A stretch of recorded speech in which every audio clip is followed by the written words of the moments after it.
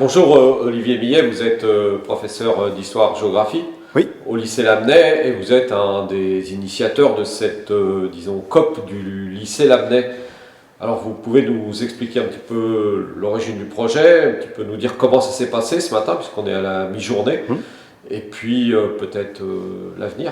Oui, très bien. Alors l'origine du projet, c'était un petit peu s'emparer de cette COP26 qui a lieu à Glasgow et qui finalement va être très médiatisée et est déjà médiatisée. Profiter de cet événement pour faire un point, nous, au niveau du lycée, à l'échelle d'un lycée de 1700 élèves et presque 2000 personnes si on compte le personnel, de notre empreinte écologique, de notre empreinte climatique et de qu'est-ce qu'on pouvait faire à l'échelle d'un établissement de cette taille-là.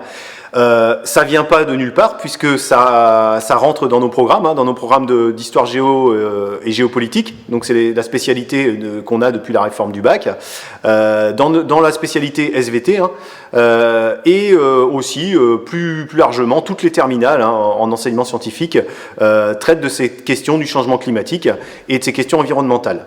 Donc l'idée c'était de se saisir de cet événement pour sensibiliser nos élèves, donc tous les niveaux, donc que ce soit seconde, première, terminale, lycée général, lycée professionnel, tout le monde a quelque chose aujourd'hui en lien avec cette question du changement climatique.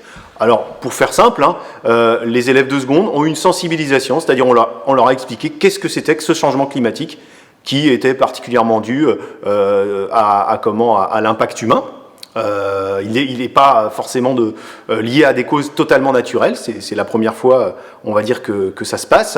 Les élèves de première, ce matin, donc ça s'est très bien passé, donc les élèves de première, ils avaient des intervenants extérieurs qui venaient leur expliquer leur travail, leur action sur les questions environnementales à différentes échelles, puisqu'on avait des intervenants politiques comme Monsieur Labbé ou Monsieur Molac ou Madame Prunet qui présentaient à l'échelle nationale, à l'échelle de plus large communauté ou à l'échelle d'une commune ce qui pouvait être mis en place pour traiter de ces questions environnementales, pour tenter de réduire les émissions de gaz à effet de serre, par exemple, si on prend la question des mobilités et des mobilités douces à l'échelle de plus large communauté.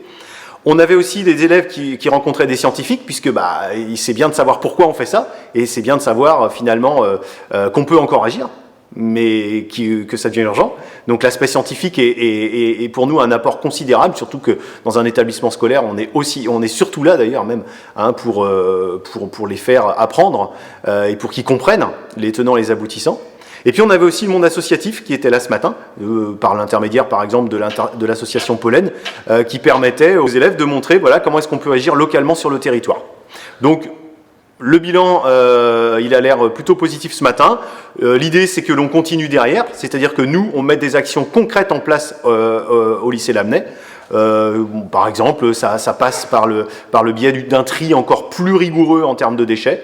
Là, on lance une opération ce midi qui est la récupération du pain.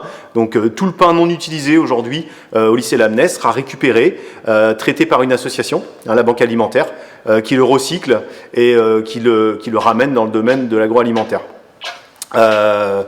Voilà. Cet après-midi, on continue avec les élèves de terminale. Qui eux vont avoir une conférence, donc là c'est beaucoup plus sur les impacts, sur l'aspect scientifique du changement climatique et sur ses impacts sociétaux.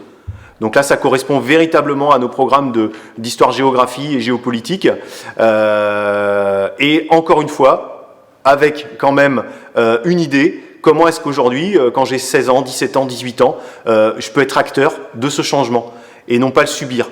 Alors, je vous avoue que cette idée, elle vient aussi parce que nous, on constate sur le terrain que l'on a une vraie montée de l'éco-anxiété.